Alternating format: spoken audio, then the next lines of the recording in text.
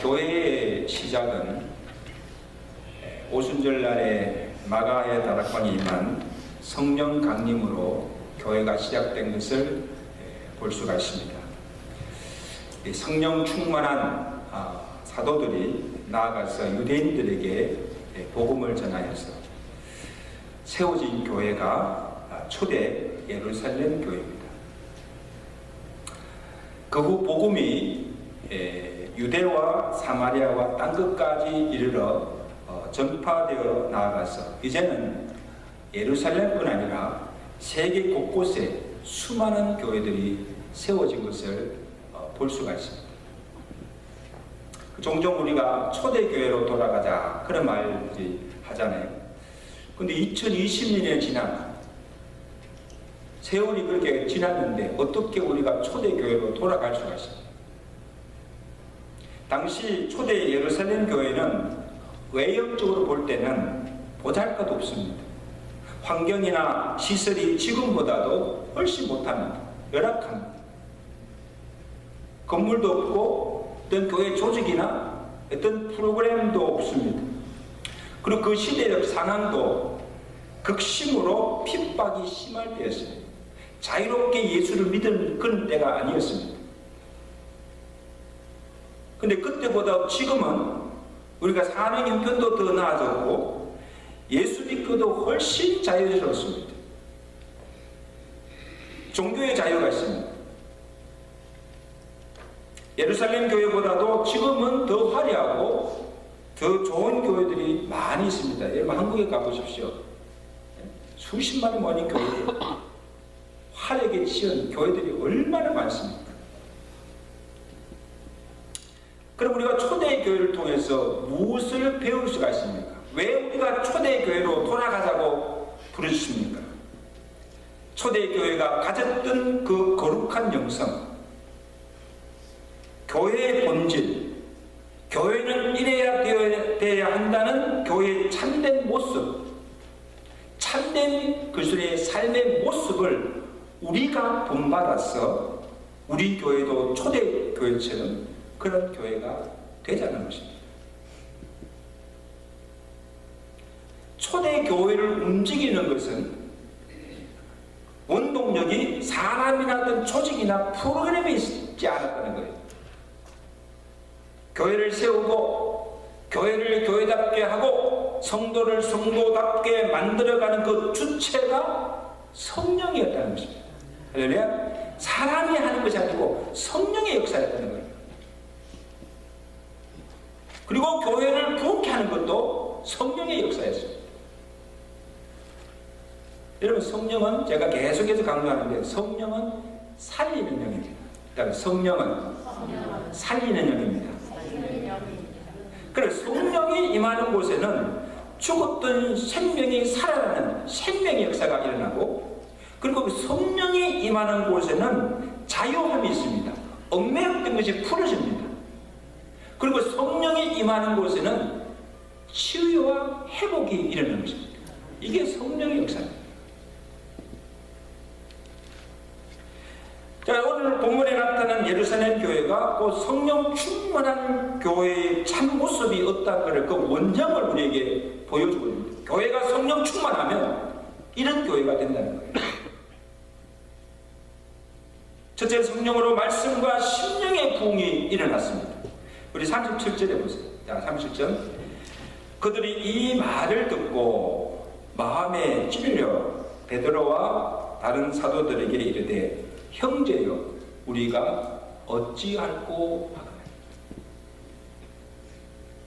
여러분 지금 베드로의 말씀 설교를 듣고 있는 그 무리들이 어떤 자리인가 하면 얼마 전까지만 하도 예수를 십자가에 못 박아 죽이라고 소리쳤던 자들이었습니다. 실제로 그들이 죄 없는 예수를 십자가에 못 박아 죽였던 장군인들이었습니다. 악한 자들이었습니다. 그 사도 베드로도 그들의 죄를 지적하기를 뭐라 했습니까? 하나님께서 정하신 뜻대로 너희에게 내어준 바 되었거늘 너희가 법 없는 자들의 손을 빌려서 십자가에 못 박아 죽였으나 하나님이 그를 살리시도다. 너희가 죽인 그 예수를 하나님이 다시 살리시고 우리의 주와 그리스도가 되게 하셨다. 예수를 핍박하고 잡아 죽이기까지 한 강팍한 유대인들이 그 베드로의 설교를 듣고 어떻게 반응합니까? 그들의 죄를 지적하고 책망하는 그 말씀을 듣고 마음이 찔렸다 했습니다. 그리고 형제여 우리가 어찌할꼬 가슴을 치며 회개하는 역사가 일어났다는 것입니다. 놀라운 변화입니다. 할렐루야. 여러분, 이것은 무엇을 의미합니까? 닫혔던 그들의 귀가 열려서 하나님의 말씀을 듣게 되고 강팍하였고 완악하였던 그의 마음들이 깨어지고 하나님의 말씀이 들려지고 그 말씀의 은혜를 받고 그 말씀이 그들을 변화케 하신 것입니다. 여러분, 그럼 우리 말씀에, 이 하나님의 말씀에는 두 가지 기능이 있는데 히브리서 4장 12절 말씀입니다.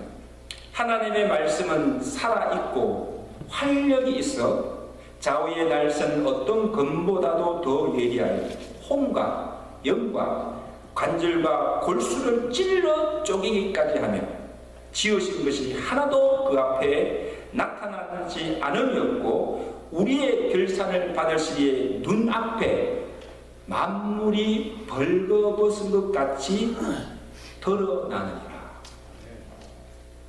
첫째 기능은 말씀은 예리한 검이라는 거예요. 그 말씀이 들려질 때 그 말씀이 우리의 혼, 영, 관절, 골수까지도 쪼개는 능력이 있습니다. 여러분, 지금 말씀이 들려지잖아요. 그 말씀이 그냥 들어가는 게 아니라 예리한 검같이 여러분을 지금 찌르는 거예요. 쪼개는 거예요. 또 하나는 말씀은 거울입니다. 그래서 말씀은 거울입니다. 여러분, 거울 앞에 딱 서면 거울에 우리의 모든 것이 적나라하게 드러나 보이잖아요. 근데 말씀의 거울, 하나님의 말씀의 거울은 우리가 하나님의 말씀 앞에 우리 자신을 조명하여 볼 때에 그 말씀은 우리의 겉모습만 아니고 우리의 심령 깊은 곳까지, 사람이 볼 수 없는 깊은 심령까지도 깨뜨려 보시고 그 말씀의 거울 앞에 감출 것이 없이 다 드러난다는 것입니다. 하나님 말씀 앞에 서면 감출 수가 없어요. 우리의 정당한 모습들이 그대로 드러나는 겁니다. 이게 말씀의 능력입니다.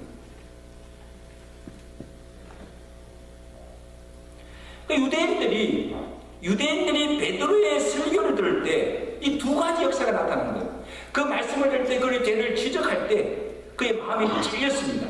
그 말씀이 그의 심령을 찌른 거예요. 또 하나, 그들의 죄가 적나라하게 드러나게, 우리가 죄 없는 예수를 십자가에 못 박아 죽였다고 하는 하나님 앞에 큰 죄를 지었다는 것을 깨닫게 되고 그 죄를 깨닫는 순간에 형제여 우리가 알고 어떻게 하면 좋을까?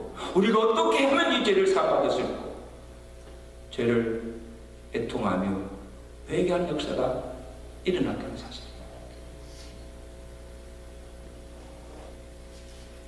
여러분, 우리가 말씀을 들을 때, 하나님의 말씀이 선포될 때 오늘 우리에게도 이 두 가지 동일한 역사가 일어난다는 거예요. 말씀을 들을 때 우리가 어떻게 반응하느냐가 굉장히 중요합니다. 우리가 지금 매주 말씀을 듣잖아요. 지금 여러분 말씀을 듣고 있잖아요. 귀로 말씀을 들어요. 근데 귀로 듣는 말씀이지만 그 말씀이 내 심령 골수를 찔러 쪼개며 내 영혼을 흔들고 있다는 사실. 그 말씀이 여러분들 정말 흔드는 거예요. 때로는 그 말씀이 내게 위로를 주고 내게 삶의 용기를 주고 또 우리를 축복하는 말씀이기도 하지만 때로는 그 말씀이 내 죄를 지적하고 무섭게 책망하며 두드립니다. 이전에 내가 깨닫지 못했던, 이전에 내가 깨닫지 못했던, 알지 못했던 그들을 깨닫게 되고, 나여금 내 삶을 다시 결단케 하는 것입니다. 아, 내가 이렇게 살아가는 거야. 내가 이제는 정말 내가 바로 살아야 되겠다. 결단하게 하는 거예요. 성도 여러분, 매 시간 말씀을 들을 때 그냥 근성으로 듣지 마시고, 정말 오늘 이 말씀이 오늘 내게 주시는 하나님의 말씀으로 들으시고, 그 성령께서 내 마음에 감동을 주시고 깨달음을 주실 때, 죄를 애통하는 마음을 주실 때, 형제여 우리가 어찌할꼬 가슴을 치고 죄를 회개하며 새롭게 하나님의 삶을 결단하며 살아가는 삶을 시작하는 이런 은혜가 있으시기를 주의 간절히 축원합니다.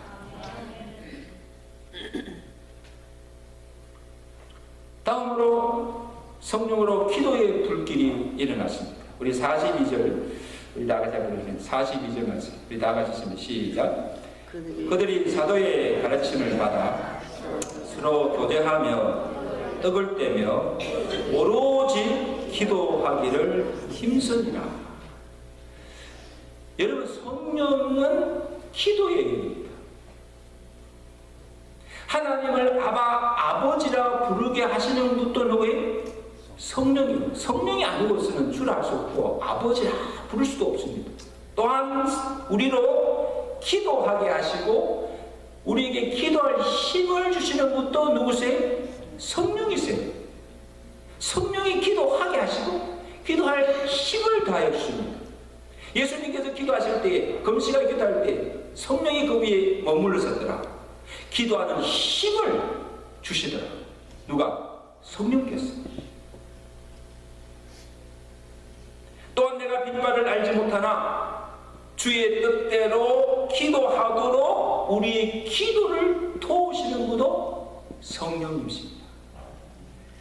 로마서 8장 26절에 이와 같이 성령도 우리의 연약함을 도우시나니 우리는 마땅히 기도할 바를 알지 못하나 오직 성령이 말할 수 없는 탄식으로 우리를 위해 친히 간구하십니다. 이는 성령이 하나님의 뜻대로 성도를 위해서 간구하시느니라. 여러분요, 신앙생활 중에 우리가 다른 사람을 다 따라할 수 있고 모방할 수 있는데 절대로 따라할 수 없는 것이 기도입니다. 기도는 누가 한다 해서 따라할 수가 없어요. 흉내낼 수도 없습니다.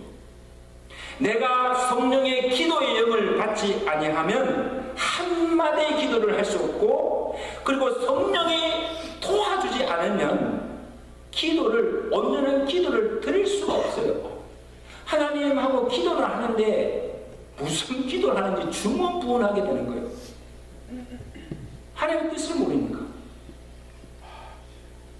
여러분, 우리가 기도를 따라 할 수도 있고 그 다음에 적어서 할 수도 있고 다 할 수 있지만 기도만큼은 성령 받아야 됩니다. 성령의 기도의 영을 받아야 우리의 닫혔던 마음을 열리고 우리 입술을 열어서 아버지라 부르시고 그 아버지께 정말 주의 뜻대로 간구할 수 있도록 성령께서 우리의 기도를 도와주시고 기도하게 하신 줄로 믿습니다. 그 자꾸는요, 기도가 힘들어요. 기도 못해요. 하고 싶어도 할 수가 없어요.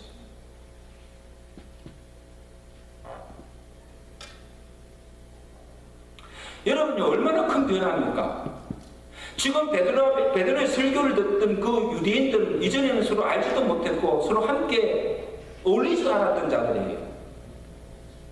하나님의 말씀도 보지 않고 듣지도 않았고 기도 한 번 하지도 않았던 자들이에요.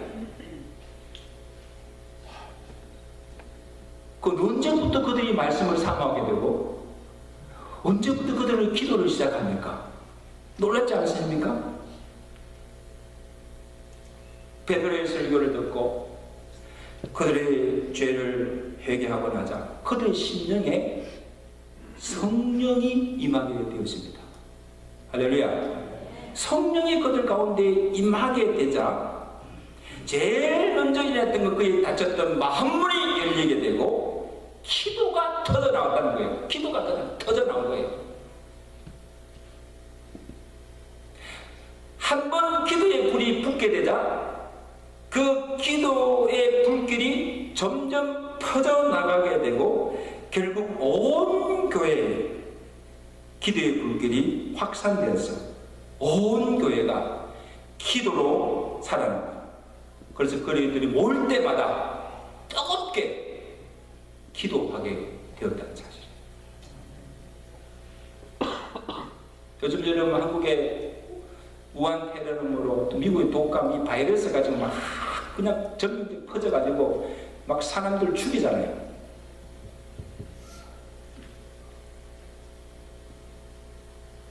그 제가 지난 금요기도회 때도 말씀하셨잖아요. 여러분 우리 예수의 영은 생명을 살리는 영입니다. 할렐루야. 이 성령의 영이 막 그냥 전멸처럼 퍼져나갈 때 이 성령의 영이 임하는 곳에 이 죽었던 심령들이 살아나는 거예요. 아멘. 기도가 살아나고 온 교회가 기도에 불이 붙어서 폭발적으로 성령의 불길이 일어나는 거예요. 이게 부흥의 시작입니다. 아멘. 이런 역사가 일어났다. 성령의 은혜를 받게 되자 한 마음이 되어서 이전에 알지 못했던 자들이 함께 모이게 되고 모이기를 시작할 때 모일 때마다 그들이 사도의 가르침을 받고 되고 말씀을 배우게 되고 말씀의 은혜를 받게 되고 말씀의 은혜를 받게 되니까 자연적으로 뭡니까? 함께 모여서 합심으로 부르짖어 기도하게 되었다는 것입니다. 이게 동시에 일어나는 역사죠. 성령이 임하고 같은 마음분을 여기고 말씀을 사모하게 되고 말씀의 은혜를 받게 되고 말씀의 은혜를 받게 되니까 더 열심으로 모여서 합심으로 기도하게 돼요. 그리고 교회가 자연적으로 막 그냥 부흥이 일어나는 거예요. 여러분 저는 이 말씀을 준비하면서 이 세대에 오늘 우리 제일장로 교회 이 초대교회 안에 일어났던 이 기도의 불길이 영혼같이 일어나기를 주님께 축원합니다. 기도의 영이 임하여서 각 심령 가운데 무엇보다도 기도의 영이 임하여서 기도하지 못하던 자들이 기도하게 되고 입술이 열려서 막 기도하게 되고 기도의 자리에 나오지 않던 자들이 열심으로 나와서 기도하고 기도 연사와 능력을 받아서 기도할 때마다 치유와 부조가 기사가 일어나는 기도의 부흥이 일어나는 한 해가 되시기를 주가 간절히 축원합니다. 기도하는 자들이 막 일어나야 돼. 기도하셔야 돼.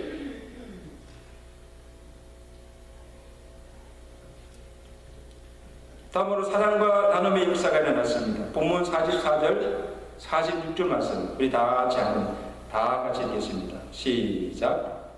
믿는 사람이 다 함께 있어 모든 물건을 서로 통용하고 또 재산과 소유를 팔아 각 사람의 필요를 따라 나눠주며 날마다 마음을 같이하여 성전에 모이기를 힘쓰고 집에서 떡을 떼며 기쁨과 순전한 마음으로 음식을 먹고. 이것이 우리 교회의 한 단면을 보여주는 것이요. 교회는 바로 이런 교회가 되어야 된다. 서로를 위해주고 아껴주고 돌보아주며 도와주고 서로 뜨겁게 사랑하는 이게 교회의 모습입니다. 서로 다투거나 시기하거나 분쟁함이 없이 성도끼리 서로 화목하며 사랑이 충만한 교회, 이것이 성령 충만한 교회의 모습인 줄로 믿습니다. 여러분 교회가요 성령이 떠나면 제일 먼저 나타나는 현상이 사랑이 식어집니다. 땡땡합니다. 교회 들어오면 분위기가 땡땡해. 파랑이 생기고 서로 반목 질시하면서 다투고 분쟁하게 됩니다. 성령이 떠났다는 게 그게.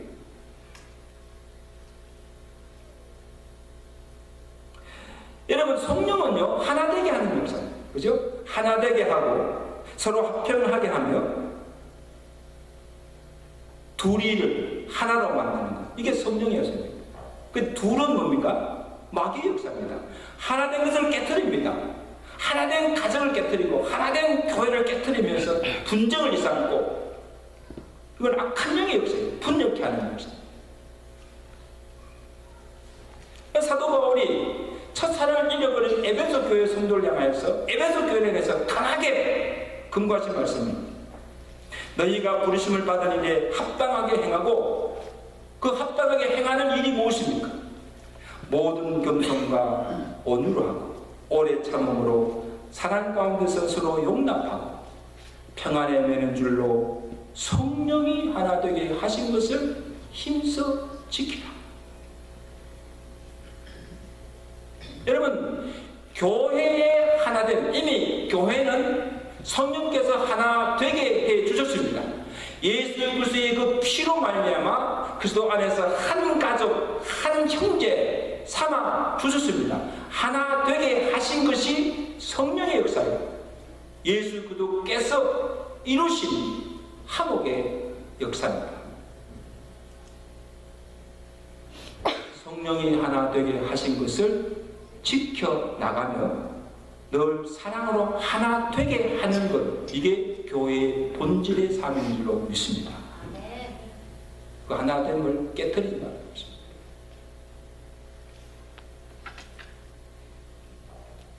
여러분, 우리 교회는요, 어떤 이유에서든지 우리가 많은 일을 하는 것도 중요하지만 하나 되게 하신, 성령이 하나 되게 하신 것을 힘써 지켜나가며 사랑으로 온전히 하나됨을 이루어서 하나님께 영광을 돌릴 수 있는 우리 교회가 될 수 있기를 주의 간절히 축원합니다.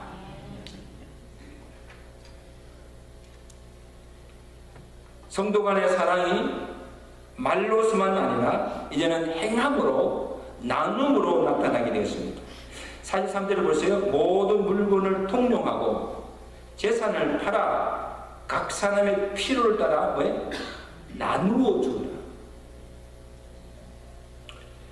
여러분, 사람은요 본성적으로 이기적이라 해서 욕심이 많습니다. 그러니까 가지고 있으면서도 자꾸 모으려고 그래, 쌓으려고 그래, 베풀 줄 몰라. 근데 참 놀라운 것은요, 사람이 성령으로 거듭나고 은혜를 받게 되면 변화 중에 변화가 뭔가 하면 자기가 모았던 것을 나누고 베푼다는 거예요. 물질관이 바뀝니다. 내 것만 알던 이기적인 사람이 이제는 이타적이 됩니다. 다른 사람을 생각할 줄 알아요. 나만 위해 살던 사람들이 이제는 다른 사람들을 돌아보게 되고, 내 이웃의 불쌍한 자, 이웃 궁핍한 자를 돌아보게 됩니다. 그리고 내가 가진 것을 가지고 그것을 베풀고 나누어 주기를 좋아하는 사람으로 사람이 달라진다는 거예요. 은혜 받은 전문 줄로 믿습니다. 은혜 받지 않으면요 절대 그렇게 할 수가 없습니다. 절대 베풀 줄 몰라요. 받기만 좋아하지, 가지고 있으면서도 더 많은 것을 가지려고 욕심 부리고 쌓으려고만 하지 절대로 자기 것을 풀지 않습니다. 다 죽을 때까지.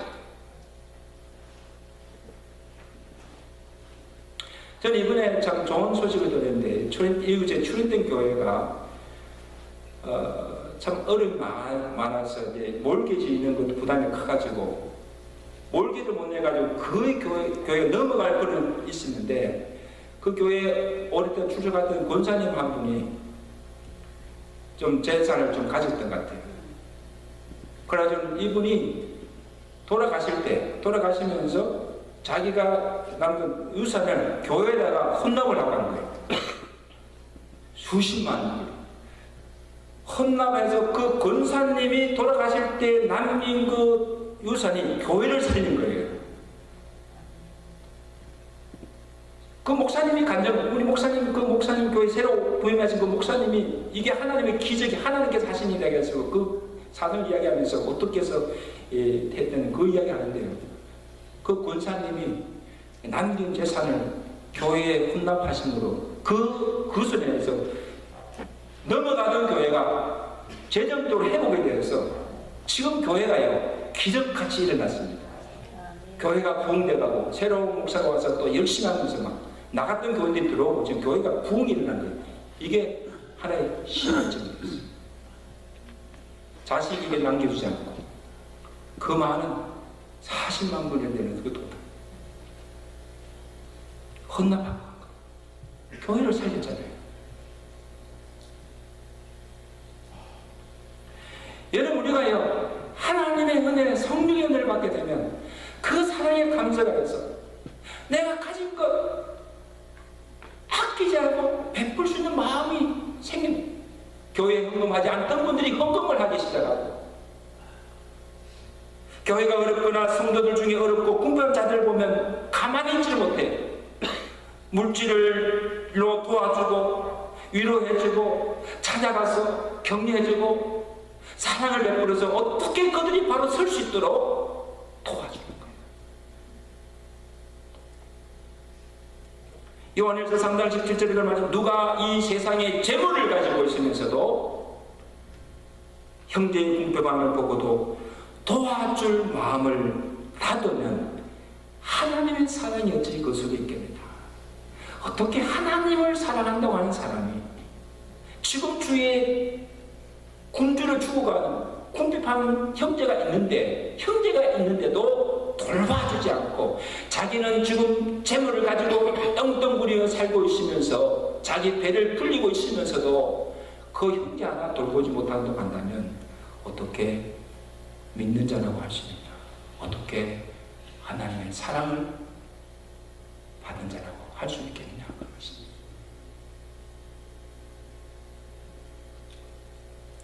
산성도 여러분, 내가 꾸지 않고 꾸어주면서 남을 도와주고 하나님의 교회에 내가 마음껏 바칠 수 있다는 것이 이게 축복입니다. 믿으시면 아멘. 보통 축복이 아니에요. 첫째는요, 드릴 물질이 있어야 되잖아요. 그런데 물질이 있다고 내가 돈이 있다고 다 바칠 수가 있습니까? No! 성령께서 내 마음에 드릴 수 있는 마음을 주셔야 됩니다. 마음이 없이는 드릴 수가 없어요.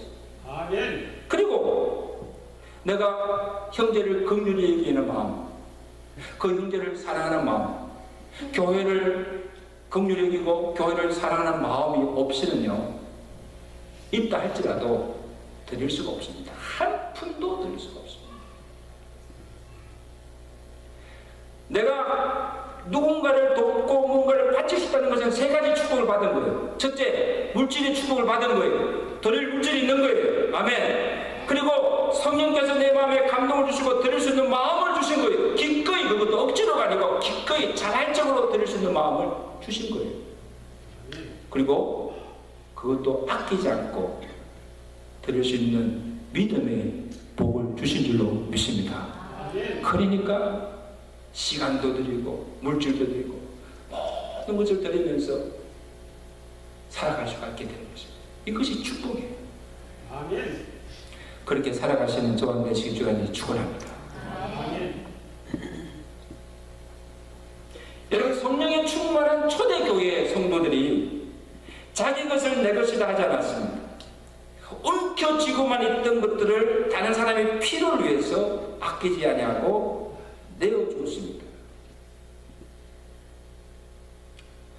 산성 여러분, 내 것이라 하지 않고 나누고 베푸는 삶이 진정 우리에게 기쁨을 주고 행복을 가져다 줍니다. 사는 보람이 있어요. 어떻게 그렇습니까?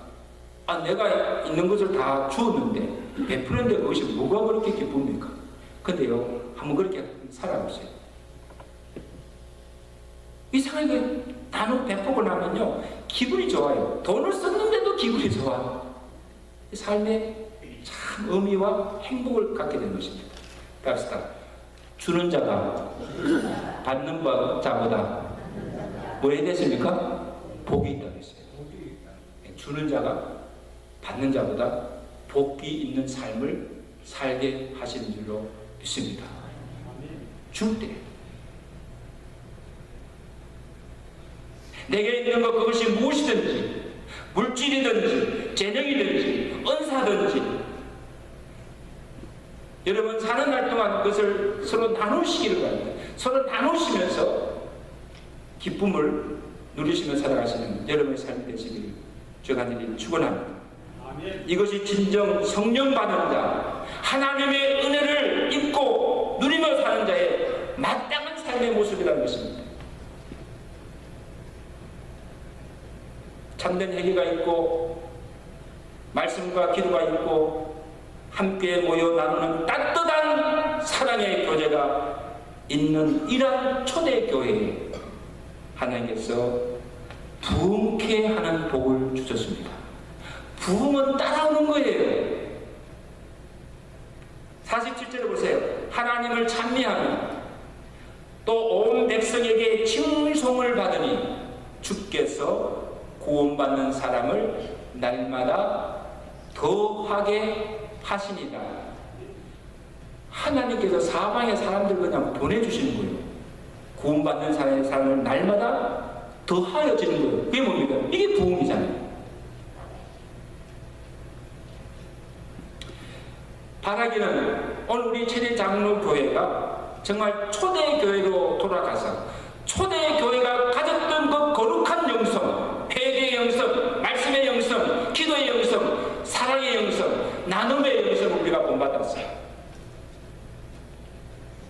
정말 초대 교회와 같은 교회다운 교회의 모습이 되고 참 그리스도인다운 성도의 모습을 보고 성령 충만한 삶을 살 때 하나님께서 보시기에 합당한 교회가 될 때 하나님께서 구원받는 자의 수를 날마다 더하여주시는 부흥의 축복을 주실 줄로 믿습니다. 이러한 교회가 되기를 위해서 기도하시고 이러한 성도가 되기를 기도하시고 이 안에 하나님의 부흥의 역사가 일어날 수 있기를 주의 간절히 축원합니다. 기도하겠습니다.